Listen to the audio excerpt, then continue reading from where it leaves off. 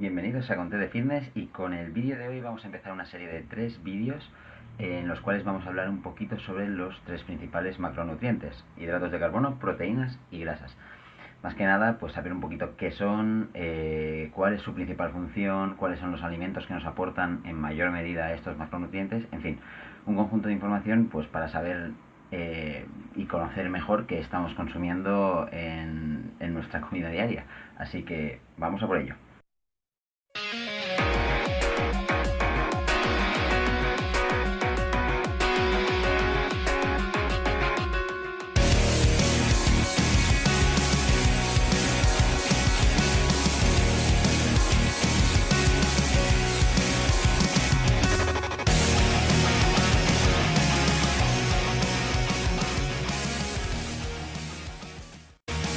Bueno, pues comenzando con los hidratos de carbono.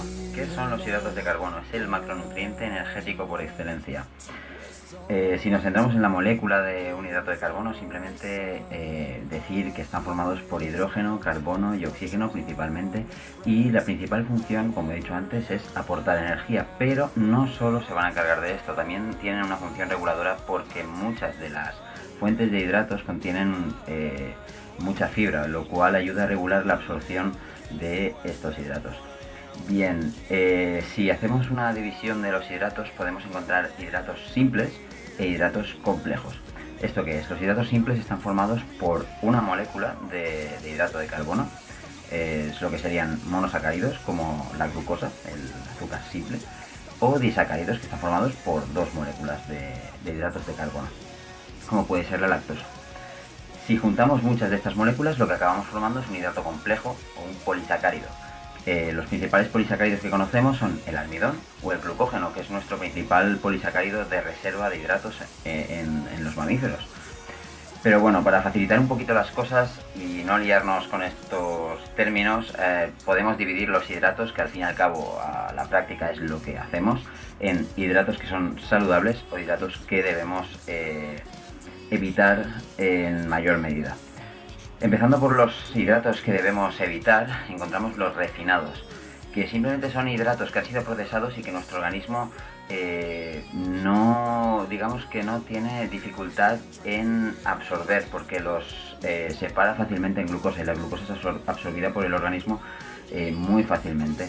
Entonces, estos alimentos lo que provocan es una subida muy fuerte de glucosa en el organismo, y el organismo lo que hace es poner a trabajar el páncreas para que se secrete insulina, ya que la glucosa sube mucho en la sangre, y la insulina lo que va a hacer es hacer que esta glucosa entre dentro de las células para que pueda ser aprovechada y obtener la energía que el cuerpo necesita.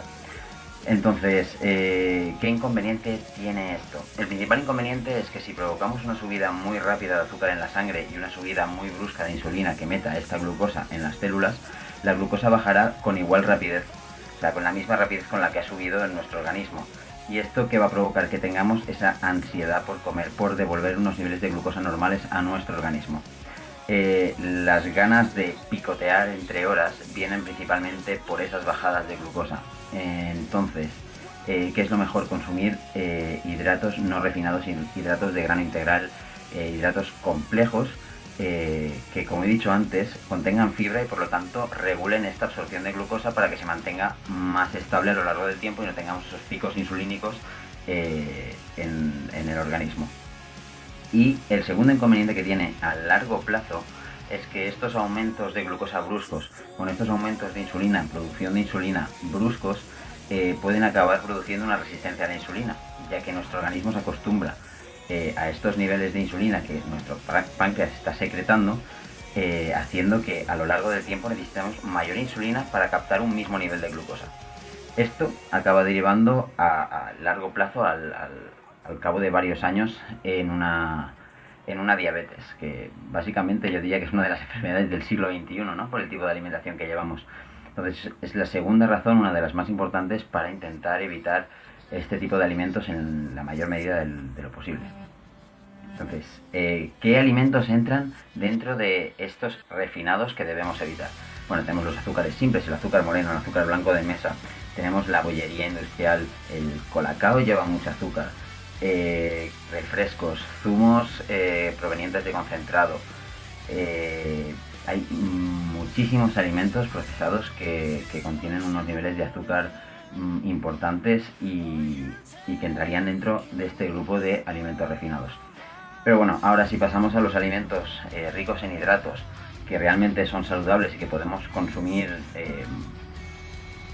prácticamente sin ningún problema, en el primer grupo encontramos las frutas. Las frutas, que también son ricas en glucosa y en fructosa, lejos de ser un alimento poco saludable por los mitos que se han ido diciendo de no consumas mucha fruta porque lleva mucho azúcar, porque se absorbe muy rápido. Bueno, es un alimento que si lo consumes entero con su piel también son muy ricos en fibra, en vitaminas, en antioxidantes, tienen una gama de micronutrientes, ya no solo macronutrientes sino micronutrientes muy rica, y por lo tanto hace que no sea para nada perjudicial para nuestro organismo. Lejos de todo eso, deberíamos consumir como una media de 2-3 porciones al día, cosa que me tengo que aplicar también junto con el agua. Pero bueno, dicho esto, la fruta con su alto contenido en fibra, micronutrientes y unos niveles de glucosa y fructosa aceptables para nuestro organismo, en combinación con todo lo demás que aporta, es uno de los alimentos ricos en hidrato básicos que deberíamos consumir a diario.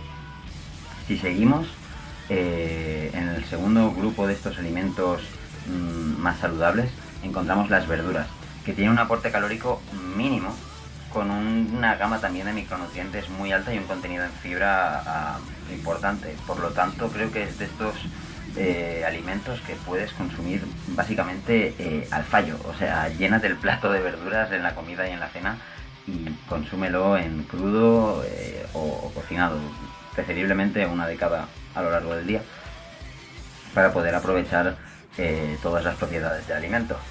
Así que, bueno, pues ya tenemos otro alimento más rico en hidratos de carbono y con unos micronutrientes muy importantes y bastante saludables para nosotros.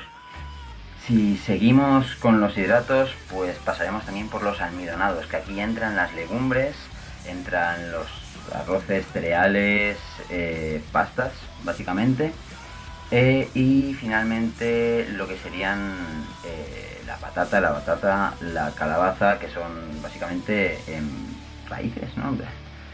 Entonces, si empezamos por las legumbres, es un alimento rico en hidratos, no tanto como puede ser el arroz o la pasta, pero también nos aporta una cantidad muy importante de fibra y una cantidad bastante importante de proteínas para ser vegetal, con un aminograma bastante interesante, y más si lo complementas con otro tipo de alimentos. Entonces es bastante interesante poder incluirlo en la dieta diaria. Obtendremos una buena fuente de hidratos de absorción lenta, obtendremos una buena fuente de proteínas y obtendremos una buena fuente de fibra.